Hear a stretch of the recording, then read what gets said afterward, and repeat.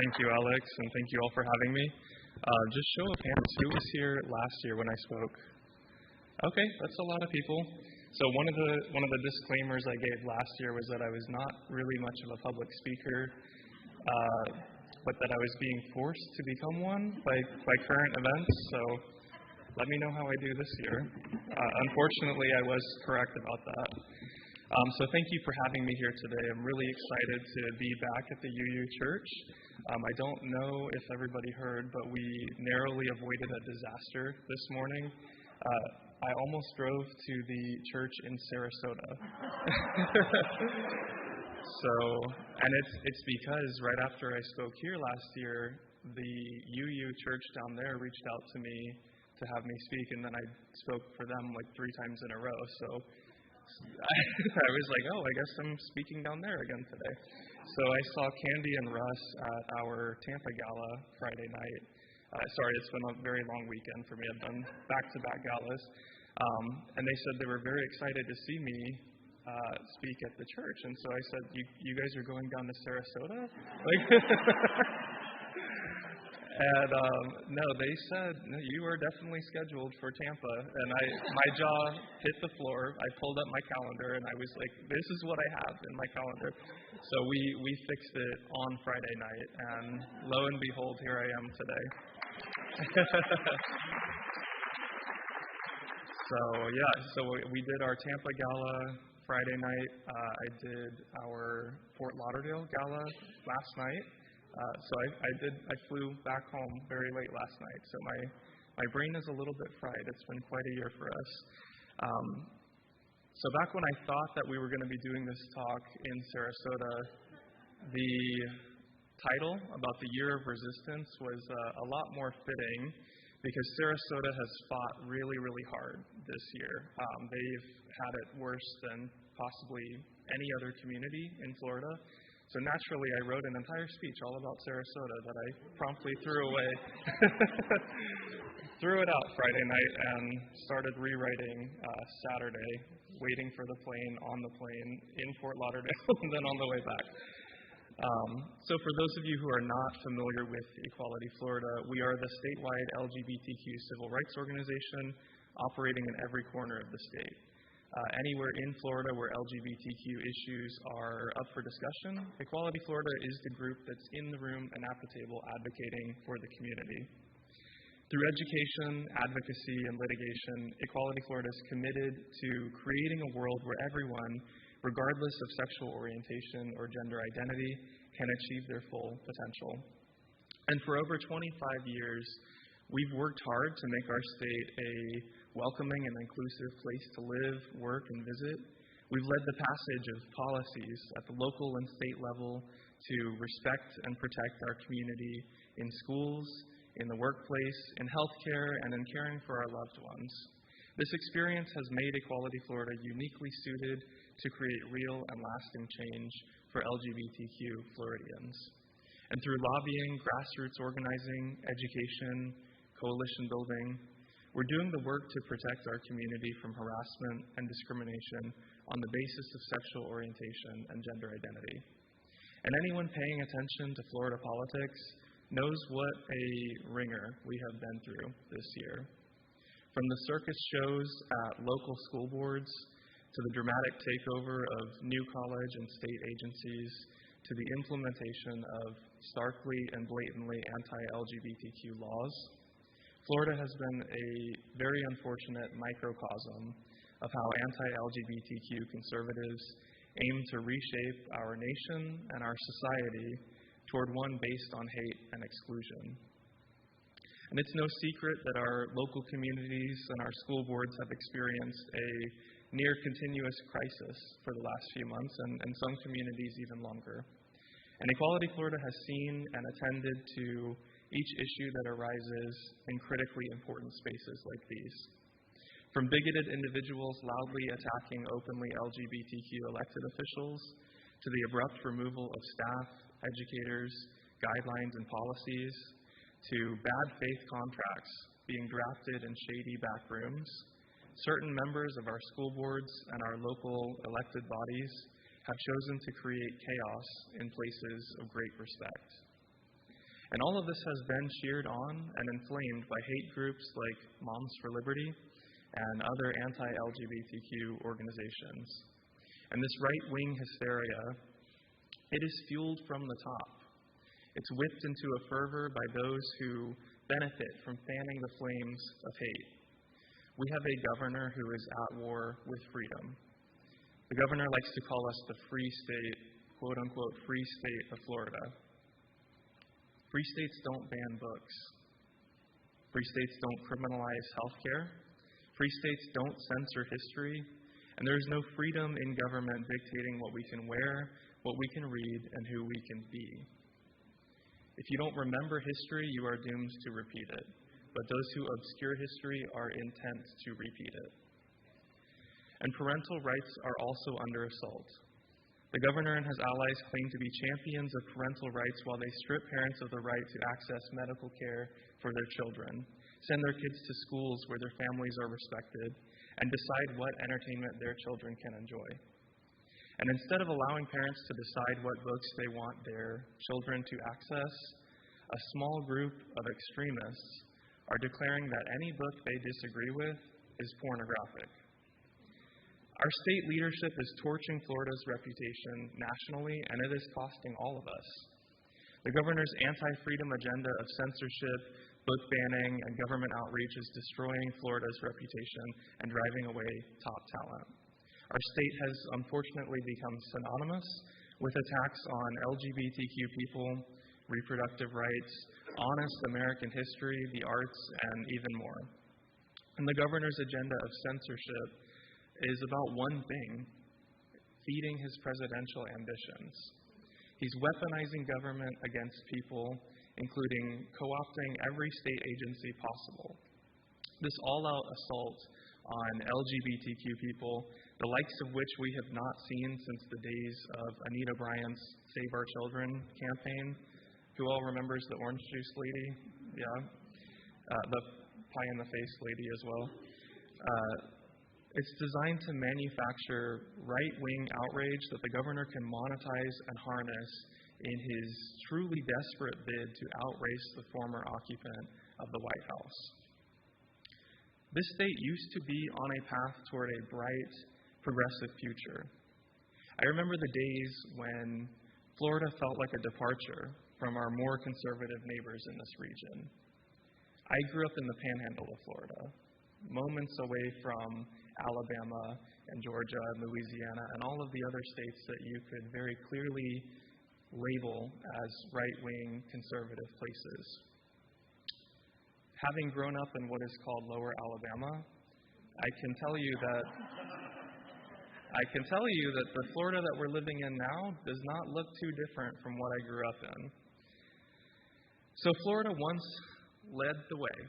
We even led the way on LGBTQ issues. We pulled ahead of the federal government at times.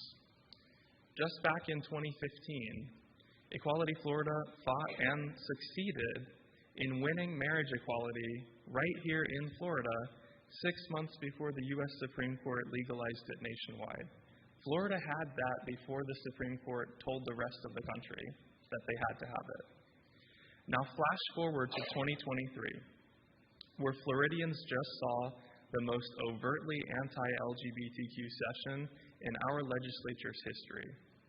A new law expanding Don't Say LGBTQ, or the Don't Say Gay law, to 12th grade, and expediting school book bans for books targeting LGBTQ content was also passed. And just recently, in Charlotte County, they made headlines for implementing the removal of all books with LGBTQ characters in all grade levels. A recent report now shows that Florida accounts for more than 40% of school book bans in the entire country. 40%. A third of those banned books included characters of color and racial themes, and another third represented LGBTQ identities. So it is not just about queer people. Coalition building with other marginalized communities is going to be critical in the fight against this, and indeed it already is yielding results. But there have been so many other terrible new laws this year. A new law targeting drag shows and pride festivals with vague threats of fines and criminal charges was enacted to intimidate local governments and LGBTQ-owned and LGBTQ-friendly businesses. A bigoted anti-transgender bathroom law that prohibits the use of men's and women's restrooms by transgender people was also enacted. The license to discriminate in healthcare law that creates a broad license for healthcare providers and insurance companies to refuse medical care, to refuse healthcare service based on religious, moral, and ethical beliefs was also passed this year. A law attacking diversity and academic freedom in higher education that totally defunds diversity, equity, and inclusion programs at colleges and universities, censors race and gender topics, removes LGBTQ resources and supports, was also passed just this year. And laws enacting dangerous bans and restrictions on life-saving medical care for transgender youth and adults was also passed. They overrule a parent's right to seek medically necessary care for their transgender children without political interference, and they criminalize healthcare providers who provide that care consistent with the guidance of major medical organizations across the country. So what has Equality Florida done, and what are we doing in the wake of the passage of this quote-unquote slate of hate to combat these laws and mitigate these harms? If you had a chance to see my picture in this, this was pre-2023, and I look a lot more well-rested. I'll put it that way. I am exhausted by this year, so I can assure you Equality Florida has had its work cut out for us, and I've been doing quite a lot of it. We raised $100,000 for the Campaign for Southern Equality's emergency fund to help transgender Floridians access life-saving care. The recent laws signed by the governor have left many transgender Floridians without access to gender-affirming care or providers. This emergency fund provides micro-grants of $500 to trans Floridians or their families to help with travel, medication costs, and any other healthcare-related needs. The Campaign for Southern Equality has already dispersed $120,000 to over 265 trans individuals in Florida, the state where this organization is seeing the most people in need. We raised $100,000 for that endeavor. And in this moment of unprecedented attacks on LGBTQ youth, we know that nobody will fight harder for these young people than their parents. And that's why we recently launched our new Parenting with Pride program. It's a grassroots approach to supporting and empowering parents across Florida, and it is our answer to Moms for Liberty, and it's working. With intentional training, programming, and engagement opportunities, every parent will have an avenue to join the movement to stand up for the rights of their family. Parenting with Pride serves as a pipeline for parents to create communities where every LGBTQ child feels safe, affirmed, and loved, and also where parents can use their voices to change policy and stop harmful legislation. So already the program has engaged with over 1,500 families in Florida. We knew that there was interest in this. We did not know that we were going to get 1,500 families signed up for this program within 2 months of launching it. And this includes representation from Pensacola all the way to Key West. They are everywhere in the state, and they're fighting back against groups like Moms for Liberty and school boards that have shut out LGBTQ kids. Also, our Safe and Healthy Schools project has helped school districts across the state adopt comprehensive, nationally recognized best practices for meeting the needs of LGBTQ students. And our team, listen for this number, our team has trained 37,607 school professionals and parents since the inception of our Safe Schools program. Almost 38,000 educators. So for background, that includes teachers, principals, superintendents, janitors, school bus drivers, anybody in the school system that has contact with the kids or access ability to influence what the educational environment looks and feels like for kids, they're eligible to receive these trainings, and we have worked with them as well. And in the wake of the most damaging legislative session in recent memory for us, Equality Florida will continue to advocate for the rights and dignity of all Floridians and will hold those responsible for their attacks on fundamental human rights. So I wish I had time to tell you guys even more, but I know that you're all already on our side. I don't have to convince you guys. It feels very nice to be in front of an audience that already agrees with me.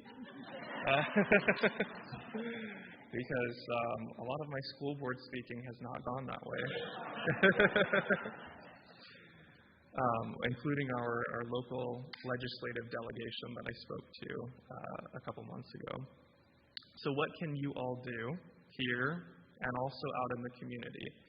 You can speak out against these hateful laws, you can issue public comments of opposition, and you can amplify our resistance. You can visit our resource, opendoorsflorida.com, to support LGBTQ owned and operated and friendly businesses right here in Hillsborough County, opendoorsflorida.com. You can support and amplify Equality Florida's work or the work of any other LGBTQ organization. Follow us on social media. We're at Equality FL, I think, on every social media account we have.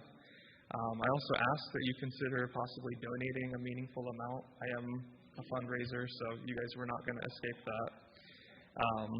And with so many of you here, you have the opportunity to help us raise a pretty significant amount to continue the fight against this. I am going back to Tallahassee in January to fight back against everything that will take place again up there. And so we need to be a very well-resourced organization as we get up there again. So just as Florida's Anita Bryant used what happened here to leave a trail of terrible laws across America, what's coming out of Florida seeks to do the same. And that's why we need your help, because if we fight here, we win here. And every bigoted law that we stop here in Florida is one that is not transplanted to another state. Because Florida is not an outlier. It is a wake-up call. And here's the good news.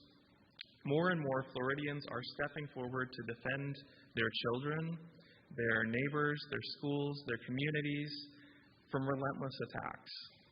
Floridians are stepping up across the state to demand a truly inclusive and secure Florida that embraces and protects everyone.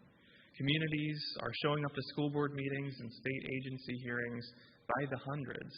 Those 1,500 Parenting with Pride members, they are showing up, and they are showing up with resources now.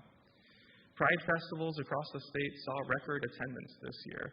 Our galas, Equality Florida's fundraising galas, I had to turn people away on Friday because we were over capacity. That has not happened in years. People are really, really interested in doing everything that they possibly can to fight back against this.